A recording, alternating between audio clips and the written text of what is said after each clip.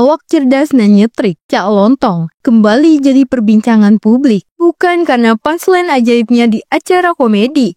Bukan pula karena sindiran jenaka yang selalu bikin nyesek tapi ngakak. Tapi karena jabatan barunya yang tak kalah mengejutkan.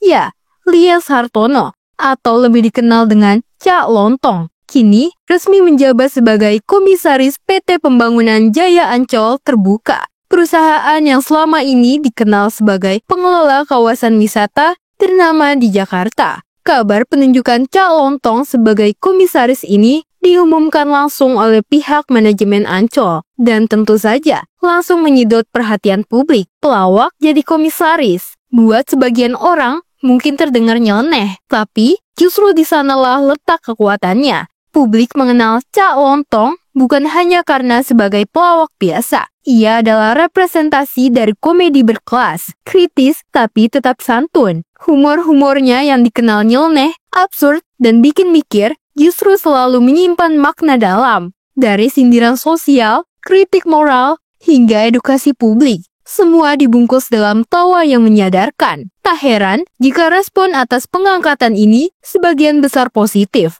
Banyak yang menganggap kehadiran Cak Lontong sebagai komisaris adalah simbol diversifikasi kepemimpinan, bahwa profesionalisme bisa datang dari berbagai latar belakang, termasuk dunia seni dan hiburan. Dalam salah satu pernyataannya, Cak Lontong menyampaikan dengan rendah hati, kalau dikatakan pintar, ya enggak jugalah. Saya yakin semua teman-teman pelawak punya kecerdasan di profesi masing-masing. Kita saling menghargai, bukan untuk merasa paling pintar. Sebuah kalimat tapi punya makna dalam. Humor, logika, dan empati. 3 hal inilah yang menjadi fondasi karakter Cak Lontong selama ini. Lewat gaya komedinya yang kalem tapi menghantam, ia berhasil menjangkau semua kalangan. Dari pelajar, ibu rumah tangga, sampai eksekutif dan pejabat negara. Dan kini, gaya berpikir unik itulah yang diharapkan bisa membawa warna baru dalam dunia korporat, terutama dalam pengelolaan Ancol, kawasan wisata, kebanggaan ibu kota. Dengan jabatannya sebagai komisaris, Cak Lontong punya peran strategis, bukan hanya mengawasi jalannya perusahaan,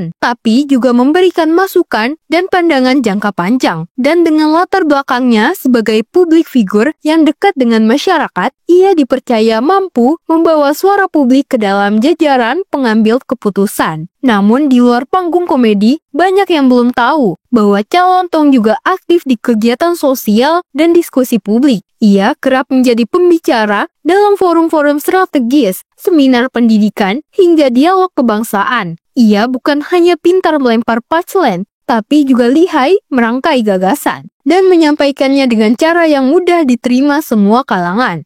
Pengangkatan ini pun bukan semata-mata gimmick hiburan. Ini adalah bentuk pengakuan terhadap kecerdasan non-formal dan kontribusi para seniman dalam memajukan bangsa. Bahwa pelawak juga bisa berpikir strategis, punya visi, dan berperan aktif dalam membangun negeri.